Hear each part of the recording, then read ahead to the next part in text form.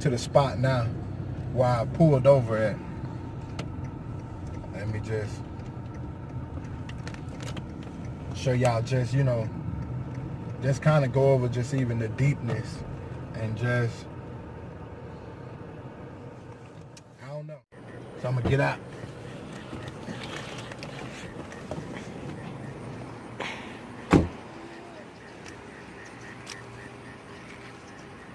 Alright, I pulled up. This is a spot right here. This little open field.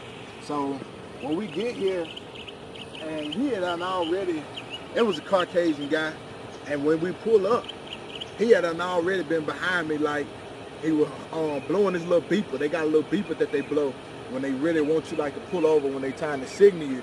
So I didn't pull over pre-hand because it wasn't nowhere safe for me and him to pull over. So I finally pull over right here, open area, everybody can see us. But just from growing up, you learn what you need to do and different things when you get pulled over, different protocols, keep your hands on the steering wheel. So we pull up, it's a regular situation. He like, man, I'll just pull you over. Let me get your driver's license. I gave him a driver's license and everything like that. When he pulled me over, another cop show up.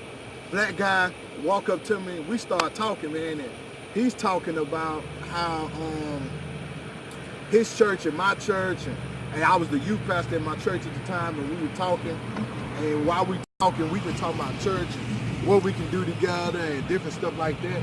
So in the midst of us talking, what happened, he was like, okay, I got another call. He said, man, he just pulled you over because you got a cracked windshield. So this gonna go real quick. He gonna write you a ticket to leave. So man, we shook hands. We're like, man, we gotta connect. So immediately he leave. The guy come back.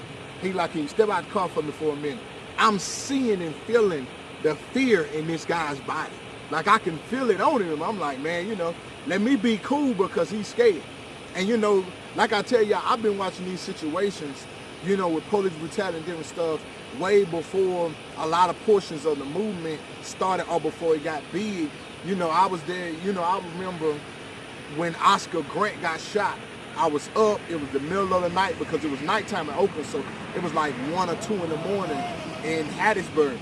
And I remember Oscar, I remember seeing the video on Yahoo and seeing him get shot and stuff, but in this situation, I'm feeling the fear of the guy.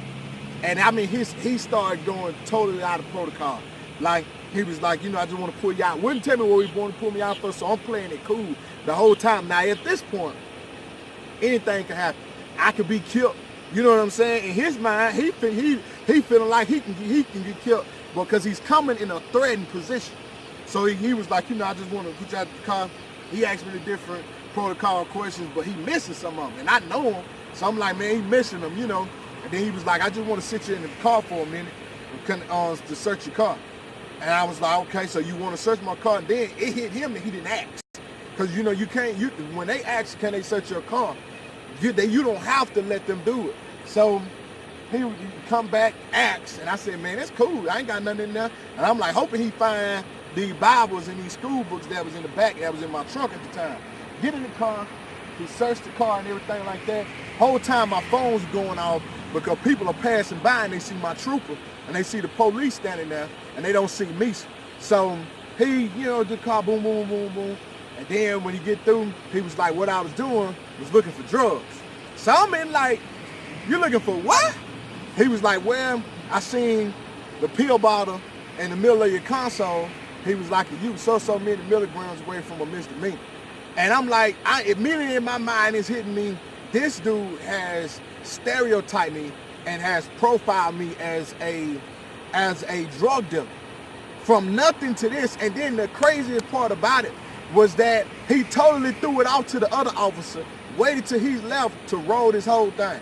And I'm roaming through my car for drugs and stuff like that. Then he made a threat when he left to make himself feel. I'm talking about this guy's vibe is wide open. So he made the threat. He was like, man, you got to get your windshield cracked. He was like, you got to get your windshield fixed. If you don't, I'm pulling you over every time I see you. I said, okay, we cool. Get back in my car, drive off. And I'm talking about this was an hour away from a Sunday youth service. This an hour away from the service. But I'm just telling you guys this story because this doesn't mean that it's going to go differently for you. This doesn't mean that it's going to go the same for you. I'm telling you this because I'm letting you know that with knowledge as well as with faith. You don't have to be afraid. We have more power to build than they have to tear down.